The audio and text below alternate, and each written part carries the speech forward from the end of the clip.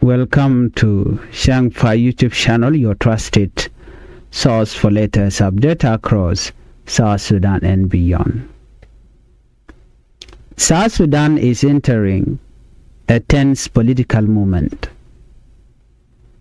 Elections are approaching, political leaders are returning home, and at the same time, violence and insecurity continue to shake different part of the country.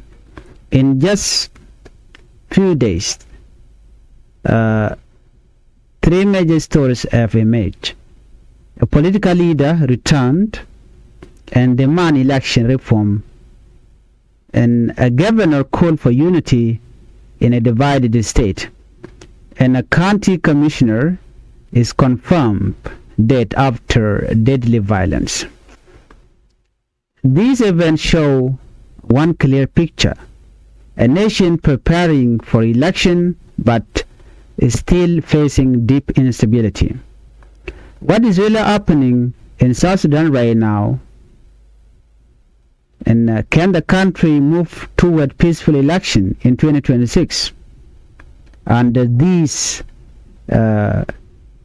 events? Before we proceed with these updates, I would like you to help the channel by subscribing, turn on the notification bell, so whenever we upload a new video, you can be notified. Let's begin our report with political return and election demand. One of the key political developments come from Dr. Lama Col, a leader of the National Democratic Movement, which is also known as NDM. Dr. Lam recently returned to Juba after spending months in Jordan receiving medical treatment. He arrived through Nairobi and was welcomed by party members and supporters at Juba International Airport. Speaking at the airport, Dr. Lama Col made a clear statement, and he stated that his party is ready for the December 2026 election, but only if conditions for a fair process are in place. Dr. Lam Col explained that elections are not just a single day event.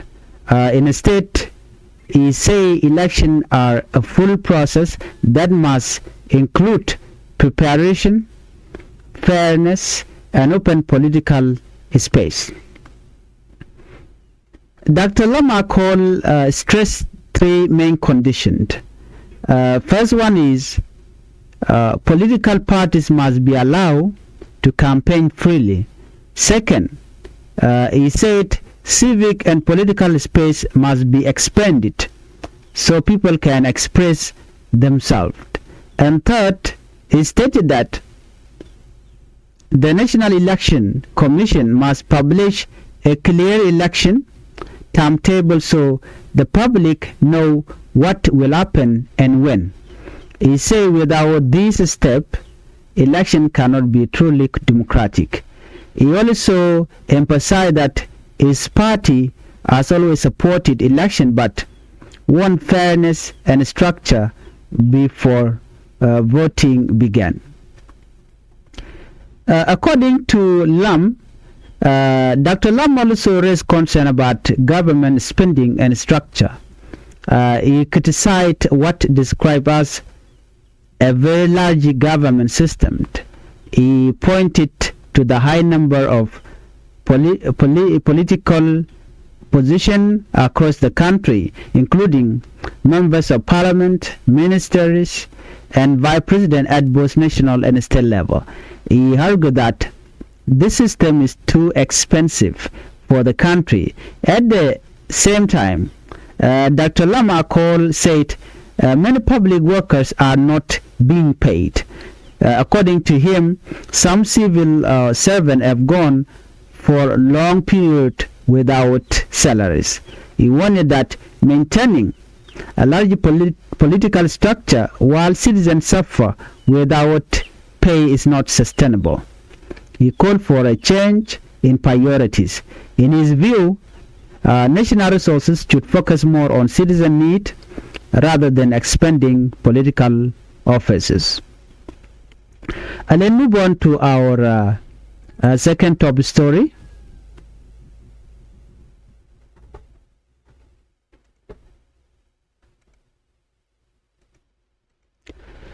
Another major development comes from Upper Nile State. The state governor, James Kwangchol Kong, is calling for unity and reconciliation among communities. General James Kwang made the remark during a meeting with the Dongjul community in Malakal. His message was simple but urgent. He said the people of Upper Nile must reject division and return to peaceful coexistence. The governor reminded citizens that leadership positions do not last forever, but peace, he said, is everyone's responsibility. He also referred to earlier efforts that reduced tension between communities in areas such as Akoka and Fashoda. Those efforts, he said, once helped to restore stability. However, insecurity in part of Upper Nile has returned. This instability has affected the economy and forced many people to leave their home, with some seeking safety in Juba. The governor's message focused on one key idea: without unity, development and stability cannot exist, according to the governor. Let's move on to our third top story. Let's look at deadly attack, and commissioner confirmed that. According to this information, the Minister of Information for the Greater Pibur Administrative Area, Jacob Wershum, announced that a body believed to be the commissioner of Kapoita East County has been recovered. The commissioner was caught in violent clash in an area known as Kasangor. According to official, army used some reportedly wearing uniform launch an attack in the area. During the chaos, the commissioner was reportedly caught in the violence.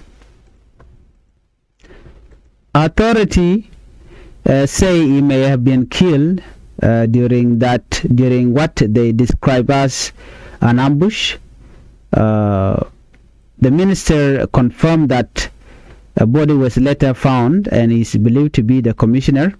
Security forces are still searching the surrounding area, including a local airport. In a separate statement, officials from Eastern Equatoria State confirmed the deaths and condemned the attack. They also suggest the commissioner was targeted while traveling through the area.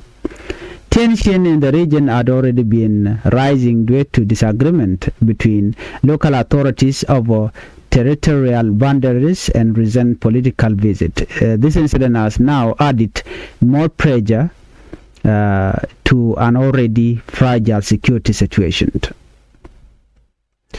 Well, these three stories reveal a deeper reality. South Sudan is facing multiple challenges at the same time. On one side, political leaders are preparing for election scheduled for 2026. They are demanding reform, fairness, and clear planning. On the other side, some regions are struggling with insecurity and violence, and in between, communities are calling for peace and unity. The political opposition want a stronger election system. State leaders are asking citizens to come together, and security incidents continue to raise concern about stability in South Sudan. This creates a difficult balance for the country: preparation for democracy while still dealing with conflict.